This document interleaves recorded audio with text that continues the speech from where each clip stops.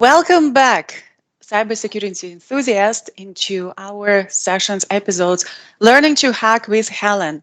My name is Helen Oakley, and I welcome you to the sessions. Today, we have a very special guest, Michael McKinley, who is a cyber threat engineer.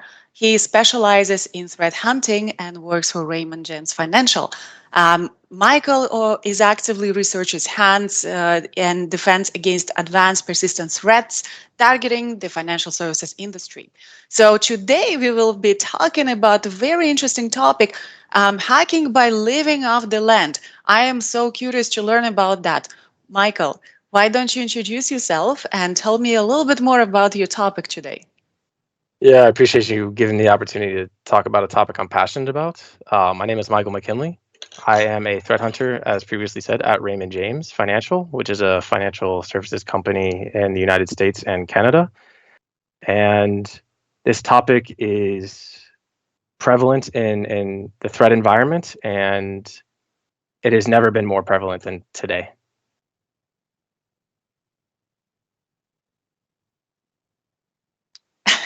Should Thank I you. continue? Sorry. Yes, yes. I Okay. actually I wanted to hear a little bit more about your background, Michael. I know you have tremendous amount of experience in threat hunting. So, why don't you take away and give us a little bit overview about yourself and topic, and we will discuss along the way, and I'll learn from you as well as our audience here.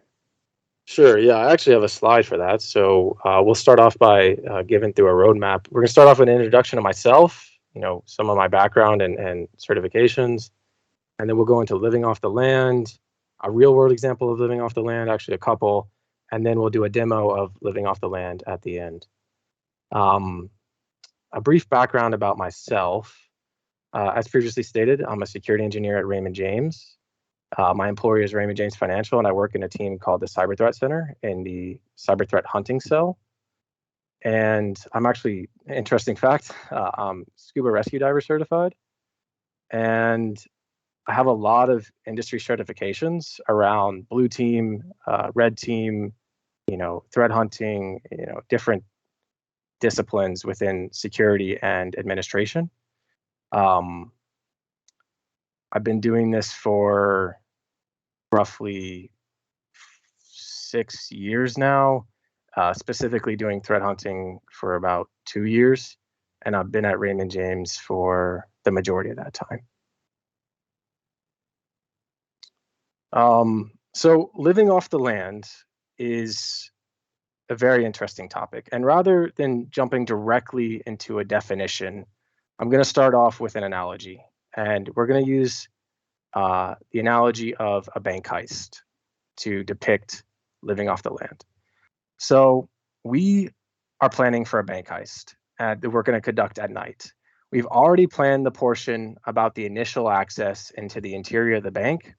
So we're going to plan achieving our objective of removing the money from the vault, right?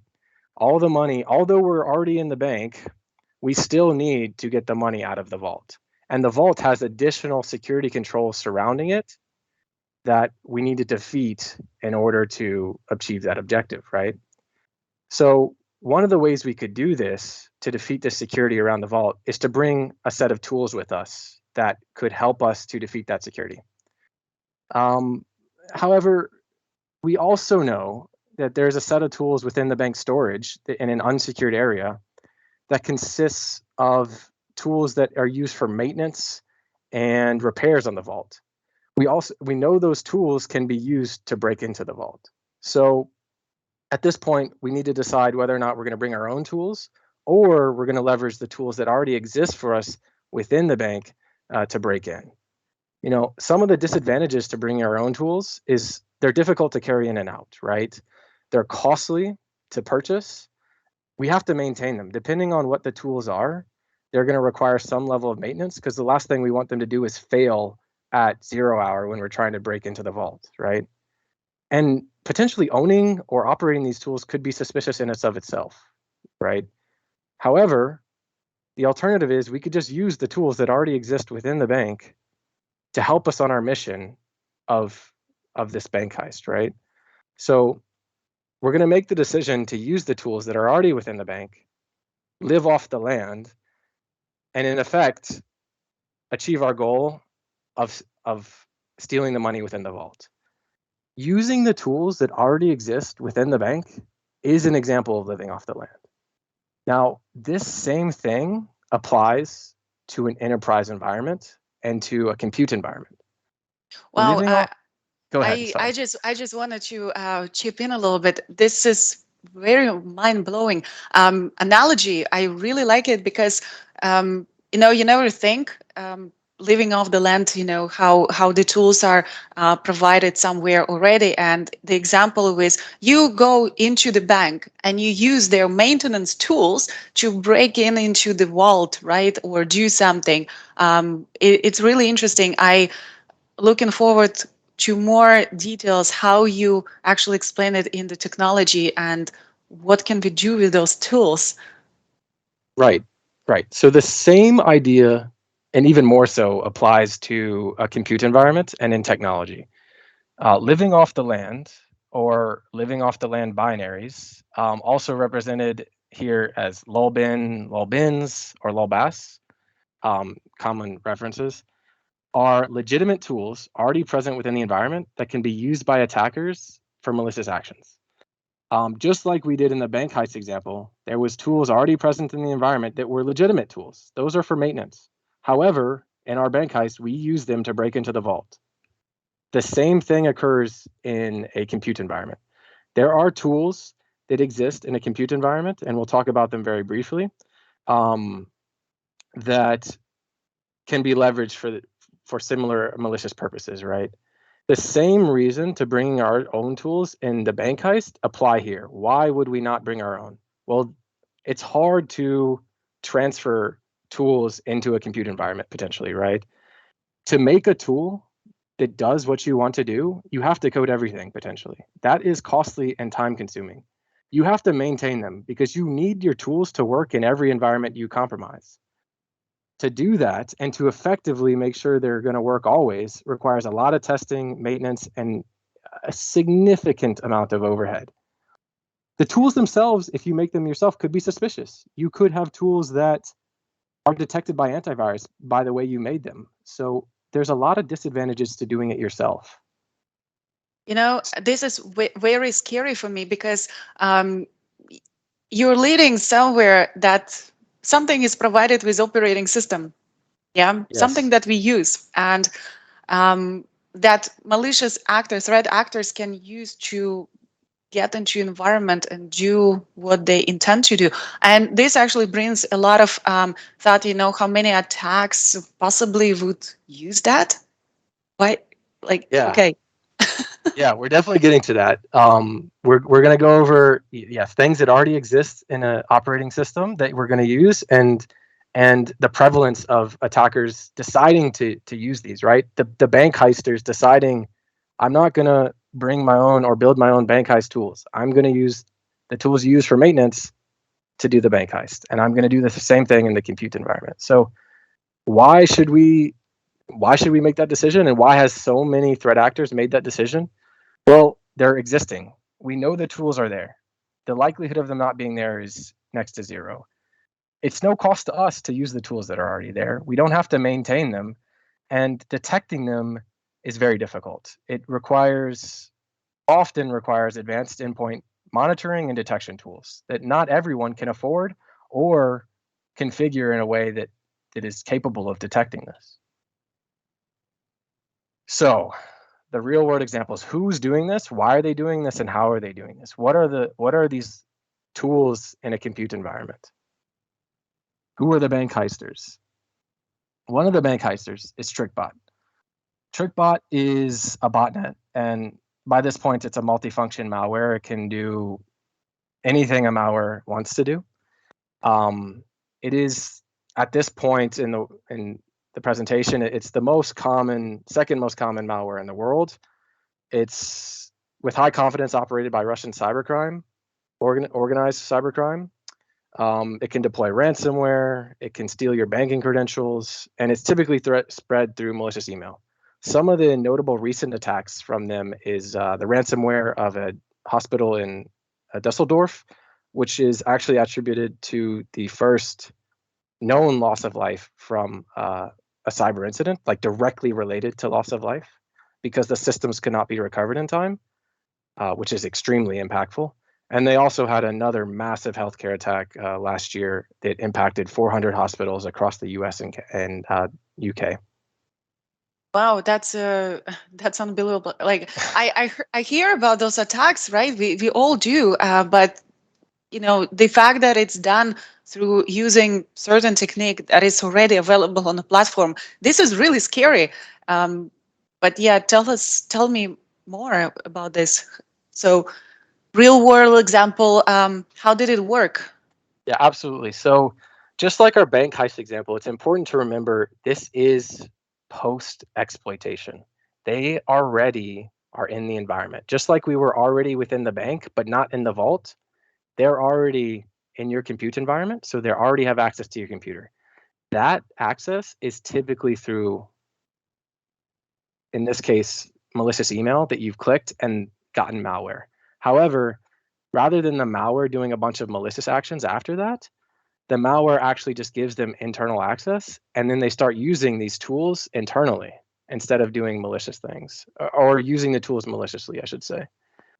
Here's an example of what TrickBot did recently, and a deconstructed example of what they did after they compromised an environment. You'll notice here at the top we have TrickBot. Below that we have two executables. For the purposes of this discussion, they were operating through those executables, but those aren't the only ones they can do, and they're not really important to LawBass. If we highlight some examples here, all these are commands that were run by TrickBot after compromise on the machine. In effect, they are the tools that were used to perform a set of actions on the machine. And all of these commands, in this case, are LawBass commands using tools that already exist on the machine. If we start at the top, you can see ipconfig, which gets a discovery commands, right? Gives them an idea of what environment they're in. Are they in an Active Directory environment? Are they in an environment where shared computing is on? Things like that. Then we see directly below that, we see a PowerShell command, which is remotely downloading something through PowerShell. Below that, we see another PowerShell command that is just launching a new session. And below that, we see additional enumeration and discovery. What time is current time on the machine, pinging a remote machine, finding out which users are in the domain admins group because they found out it was domain joined in their previous discovery. And below that, you see them running a command line in green there that is using a tool called prop dump to dump the memory of a program called LSAS, which is allowing them to potentially find credentials on the machine. You don't have to use prop dump, which isn't a lulbin, but the rest of that command is. You could use a lulbin for that, and we will later to illustrate that. And then finally, you see them running a remote command on a remote machine and running that command to launch a process on that machine, right?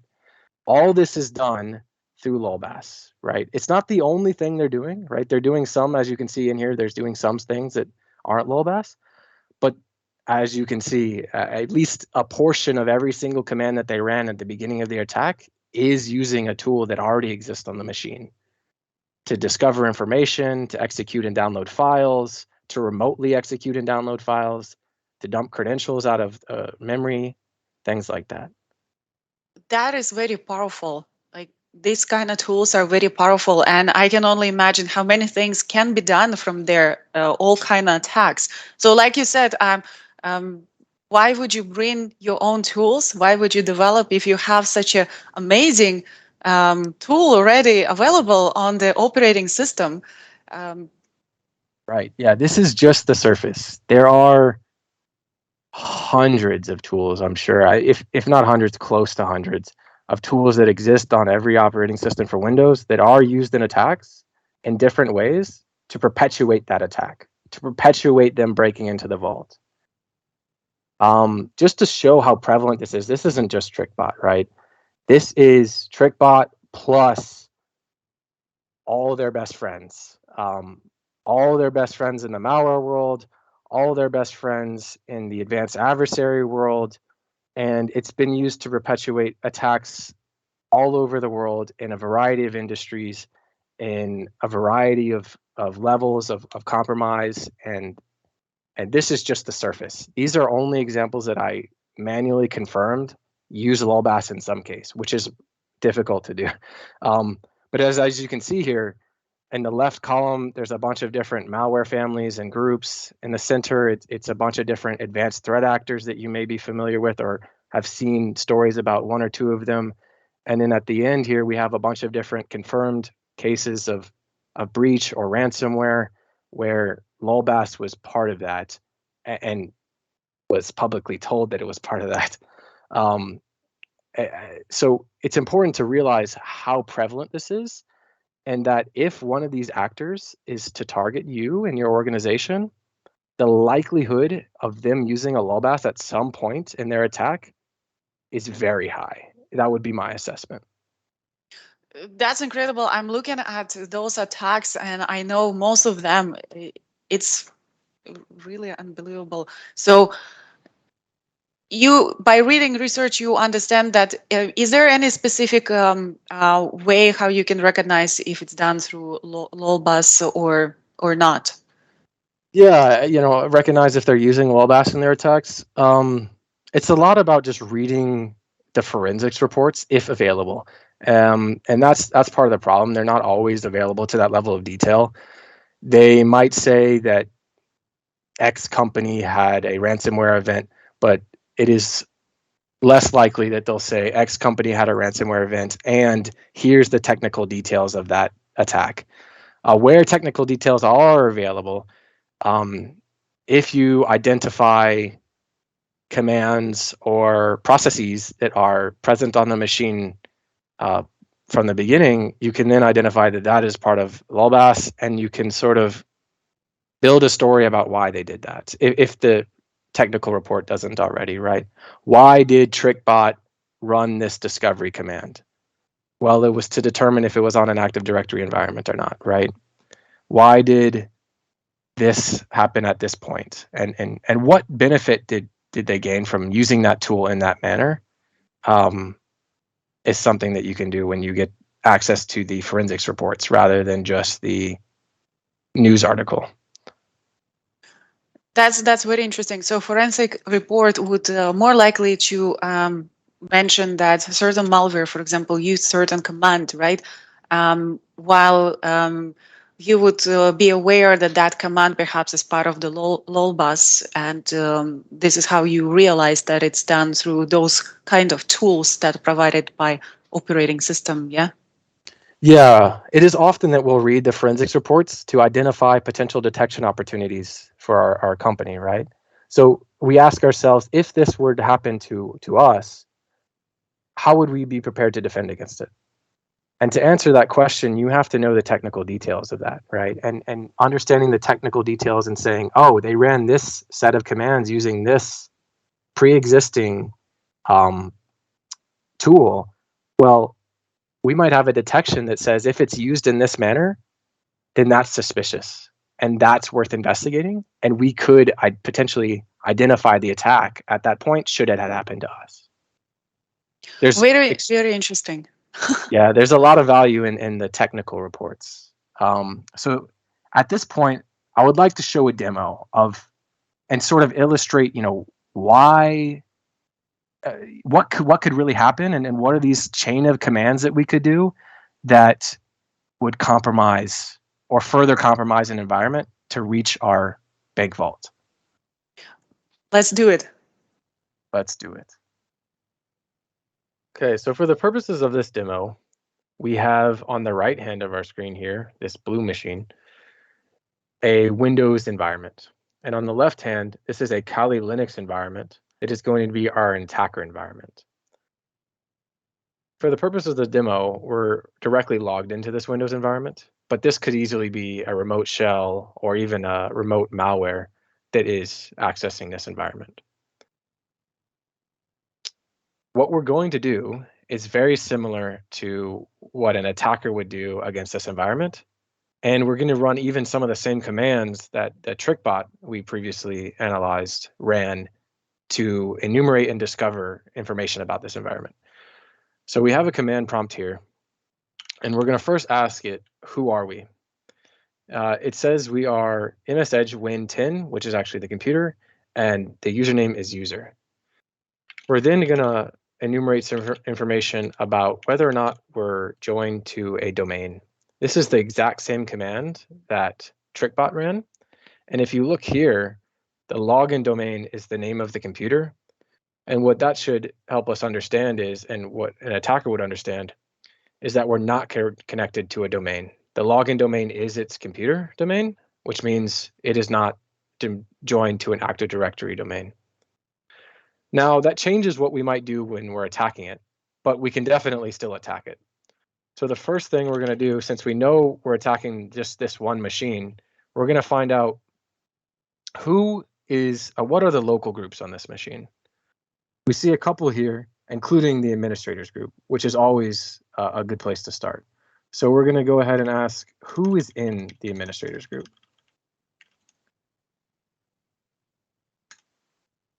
I can't spell. This. The administrator account, the IE user account, and the secret account. Notably, if you recall, our account is user. This account is not in the administrators group, which prevents us from doing certain privileged actions. Now, it's always a good idea when you're attacking. It never hurts to have administrator access, I should say. It opens you up to do additional actions on the machine. So what we're going to do is we're going to attempt to attack the administrators of this account and attack a process called LSAS, which is responsible for storing the hashes of their passwords if they have active sessions. So we're going to go ahead and attack that process, dump the memory of that process to see if there's any active stored hashes in there, and then try and crack those hashes to see if we can gain access to one of these more privileged accounts. Before we attack LSAS, we must first determine the process ID of LSAS that is currently running. This will be unique for every time LSAS is ran. And in this case, the process LSAS is running under the process ID 704. So we're going to take that down as a note. Again, it's worth noting that everything I've run so far is default on a Windows environment, and it comes with Windows, including your versions of Windows, and you may be able to run this on your home machine if you so chose. I would not recommend. So this command is also a tool or a LOLBAS local to the machine. It's first calling PowerShell, then it's calling a Windows program called Run DLL32. That program is responsible for handling DLLs and executing them in a Windows environment. Then it calls a specific DLL that's common in Windows called COM Services DLL. And within that, we're calling a function called minidump in COM Services. We're giving it an argument of 704 that we want to dump the process memory of LSAS up here, just 704. And then we're going to say where we want to dump it to, which we're going to dump it to temp dump.dmp, and we're going to say we want to do a full dump. It does not give a result, but we can check our temp directory to see if the dump was created. We can see here the dump was created with our current timestamp, and we can then change the permissions on the dump because it's actually written to a different user for some reason. So we'll just go ahead and quickly change the permissions.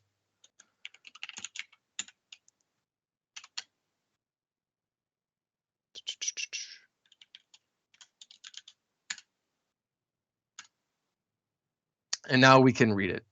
So we just enumerated the machine, discovered we weren't on an Active Directory environment, discovered who was in the local group administrators, discovered we weren't in the local group administrators, decided to attack the process responsible for hosting hashes on the machine if there's an active session. We dumped the memory of that process to dump.dmp. And now what we're going to do is parse that dump out and attempt to crack hashes in that dump. If we did that on this Windows machine here, it would be highly suspicious. There are no LOLBASes that do that directly in Windows. However, we can transfer that file to another machine, this attacker machine over here, and attempt to do the same actions, which is far less suspicious because they don't have access to our attacker machine. Doesn't have antivirus. We get to control everything about it. To do that, we're going to use PowerShell. I already entered the commands here for the sake of time. I'm going to run this command, which writes the file to a variable. And then we're going to make a web request. Actually, before a web request, we have to host a server, because what we're going to do is actually upload this file to a web server. So we're going to, on our attacker machine, host a web server with this Python module called upload server. Then we're going to request from our victim machine here, uploading that file here in the form data to the web server. Once we press enter, you can see this doesn't give much a response, but on our attacker side, we see upload of dmp.dump accepted and some more HTTP information. This is not very notable from a defensive or detection perspective, mostly because HTTP traffic happens all the time. This will be seen by the firewall, but HTTP traffic happens all the time. The fact that it's a .dmp file is semi-relevant, but it can be obfuscated if necessary when it traverses the firewall to make it more difficult to detect it's a memory dump. But in any case, because HTTP traffic happens all the time, it's very difficult to find this specific potentially bad traffic in the mountain of noise that is occurring across an enterprise environment in terms of how much is traversing HTTP. Okay, so now we have the dump. We have it here. And like I said, we're going to have to parse it. We're going to use a program called PyPyCats. It's a Mimikatz version in Python. And what it can do is parse these LSAS files, LSAS memory dump specifically. So we're going to give it some arguments, telling it what type of file it is, what type of dump it is, and then we're going to pass the dump to it. And it's going to parse it for us. And this is going to parse out all the hashes and login information for the users that currently stored within that LSAS memory dump we did. We're specifically looking for one of our administrator users. There's going to be a lot of usernames here that are specific to general functions of a Windows machine and don't necessarily constitute an attack path.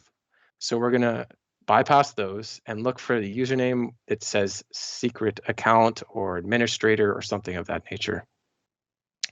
We see here username secret account, which we know from our previous enumeration was one of the administrators, and we can see here some hash information. We're going to attack the NT hash because it is much faster to attack than a SHA-1. So we're going to copy down that hash, clear off this information, and we're going to write this hash to a file on our machine, and then we're going to make sure the hash was successfully written to that file. So now we have a file with just this hash in it. What we're going to use is a program on Kali called John, also known as John the Ripper, and it is a hash cracking program. We're going to attempt to crack this hash of this password using that John, which is meant for that purpose. I already have the command written here. So just to describe this command, we're using John, we're giving it a word list, and we're saying, look at this file, which is called RockU. It's a very common password word list, and try every password in this file against this hash. And if it matches, then we know that that's the password. We're also telling it what format the hash is in. We know it's NT because we just saw that in PyPyCats. We're going to send that.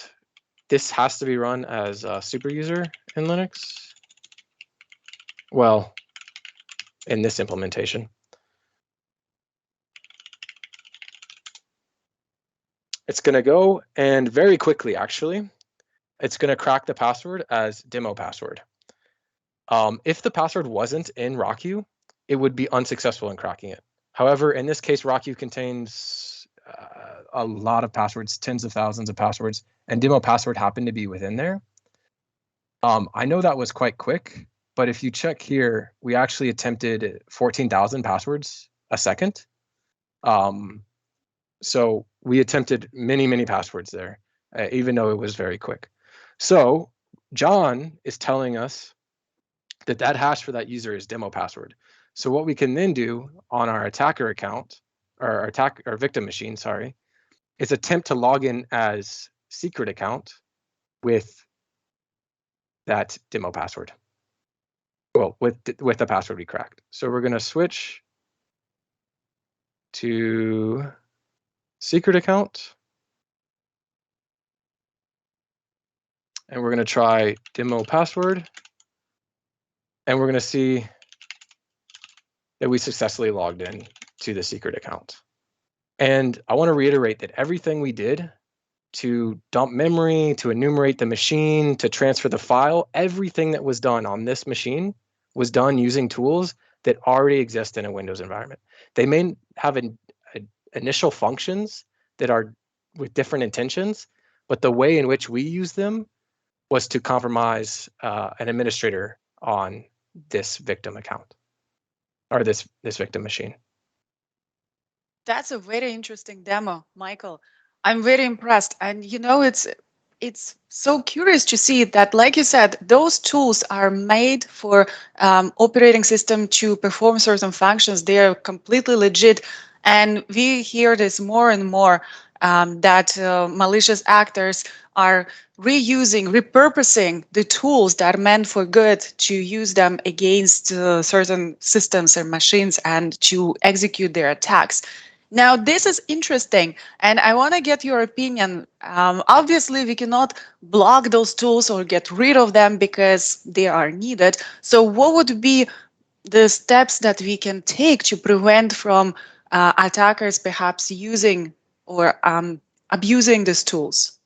Yeah, absolutely. Great question. It is difficult. It requires advanced endpoint monitoring, right? And these are typically in the sense of EDRs, endpoint detection and response tools, or tools like Sysmon, you may be familiar with, which log this sort of deep command line level information, and you can then interrogate that information, right? So the commands that I've ran aren't necessarily malicious by themselves. Some of them could be like the memory dump of LSS, but others maybe not, right? They could be run normally in your environment. But the combination of commands is certainly suspicious. And to interrogate that requires a deep monitoring tool like EDR or Sysmon, and then looking for those suspicious commands on a continuous basis, right? I know if someone wants to dump LSAS using that comm services DLL, they're going to have to do it in a very similar way to the way I did it, right? So I can monitor for someone typing in commands similar to the one I've typed in. So occurs, I can then respond to it and potentially prevent, them successfully compromising that account by doing some containment action. Thank you. Thank you for that response. And maybe one more question before we wrap up. So we have a lot of enthusiasts in our audience who are eager to learn all kind of things in cybersecurity. So what would be your recommendation for those who want to pursue career in threat hunting? What would be your recommendation for them to do or start with? Yeah, three main resources. If you're not on Twitter already, join it and find some people talking about threat hunting in a way that you resonate with, because there's a lot of really good threat researchers out there that are publishing things specifically only to Twitter. So you can get information and you can get it very quickly. And it's continuous, right? People are constantly posting to Twitter and giving really good insight to different topics, and you can even interact with them and talk to them. And these are industry professionals at the highest level across the entire world. So the first one is Twitter. The second one, which is and much more immediate, there's a website called the DFIR Reports. I'll link it in the chat. It contains, actually, our previous slide about TrickBot was from the DFIR report, and it contains information about these attacks and details about them at a level that is pretty consumable, especially from a threat hunting perspective. It doesn't go too deep, but it goes deep enough that you can really understand, what happened and how it happened. Lastly, there's a project by a MITRE Corporation and called MITRE Attack, ATT ampersand CK. I'll link that as well in the chat. And this is a framework for multitude of attacks that occur throughout the attack life cycle, not just post exploitation, but throughout the entire life cycle.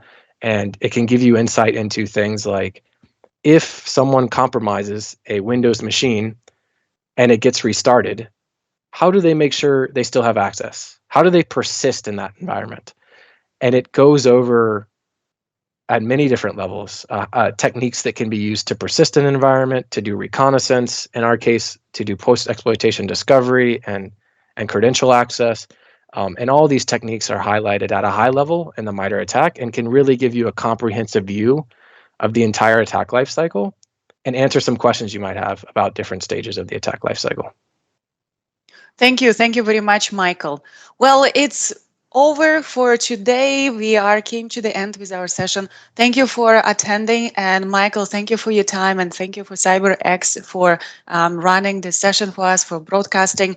It will be available for you to review later on as well on demand. So come back and stay tuned for the next episode next month with another surprise guest. Have a good day, night, morning, wherever you are. Bye. Take care.